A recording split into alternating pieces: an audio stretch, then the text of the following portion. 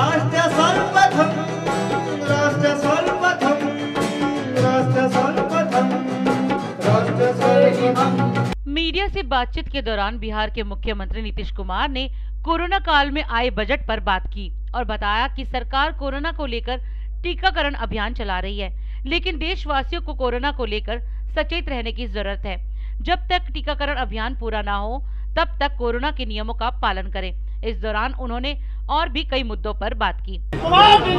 Full budget session जो पहले हुआ करता उसी प्रकार से रखा गया है और आपको सबको मालूम है कि कोरोना की स्थिति पर जितना ज़्यादा जांच करके और लोगों का इलाज करके बिहार की स्थिति बहुत ही इम्प्रूव किया है, लेकिन फिर भी आगे की स्थिति के प्रति भी पूरे तौर पर लोगों को सचेत रहना।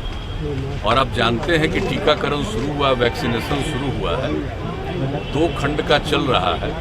अब इसके बाद जो 50 साल से अधिक उम्र के लोग हैं और 50 साल के कम उम्र के लोग जो गंभीर बीमारी से ग्रस्त हैं, उनका टीकाकरण कराया जाएगा।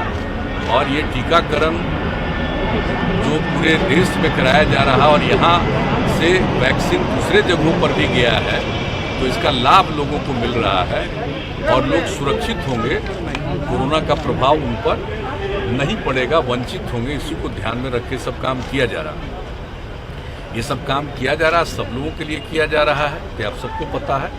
वैसी स्थिति में ये देखा गया कि बजट का पूरा सत्र हम लोग रखेंगे और जो पहले से जिस प्रकार से सत्र की कार्यवाही होती थी उस तरह से सत्र की कार्यवाही होगी।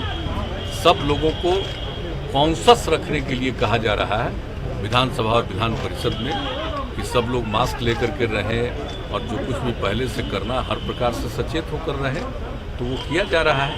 और हम लोगों को पूरी उम्मीद है कि किसी प्रकार की कोई समस्या नहीं आनी चाहिए, सब लोग सचेत रहेंगे तो मेरे हिसाब से ऐसा लगता है कोई कठिनाई नहीं। आरक्षण को लेकर एक नई बहस देश में छिड़ रही है कि जिन्हें एक बार आरक्षण का जिन्होंने लाभ उठाया उन्हें लाभ नहीं मिलना चाहिए, इस पर एक बहस छिड़ी है सर देश में। अपने यहाँ का जो नियम है आप तो जानते हैं बहुत पहले से लागू है और केंद्र का भी नियम है वह भी पहले से लागू है जो आरक्षण का है। तो जो कुछ भी लोग और आर्थिक आधार पर जो लोग भी, चाहे वो पिछड़ा वर्ग के नहीं थे, अनुसूचित जाति जनजाति के नहीं है, वैसे लोगों के लिए भी आरक्षण का प्रावधान कर दिया गया है। तो मेरे हिसाब से तो ऐसा कुछ नहीं है कि जो आरक्षण का प्रावधान है वो प्रावधान नहीं चलेगा। हाँ, आरक्षण के प्रावधान में कोई परिवर्तन की बात हो। हम लोगों के यहाँ तो जो पिछड़े वर्ग के लिए आरक्षण है उसमें पिछड़ा वर्ग और अति पिछड़ा वर्ग 2 अलग आइडेंटिफाइड है। ये जननायक कर्पूरी ठाकुर जी की सरकार ने उन्होंने ये काम किया, वो चल रहा है। हम लोग तो चाहते हैं कि केंद्र में भी ये हो जाए, हालांकि केंद्र में तो सिर्फ एक है। तो अगर उसमें भी विभिन्न प्रकार से लोगों को मिलेगा तो अच्छी बात होगी। तो उसके बारे में कोई अगर आकलन और अध्ययन चल रहा है तो एक अलग बात है। जातीय आधार पर आपने जनगणना जदयू ने कहा है लोकसभा में भी, क्या चाहते हैं कि? बिल्कुल, हम तो आज से नहीं कई बार से, और सिर्फ हम ही नहीं कह रहे हैं, हम तो बार बार विधानसभा विधान परिषद से स्वीकृत करा करके केंद्र को भेज रहे हैं कि एक बार तो इसका होना ही चाहिए।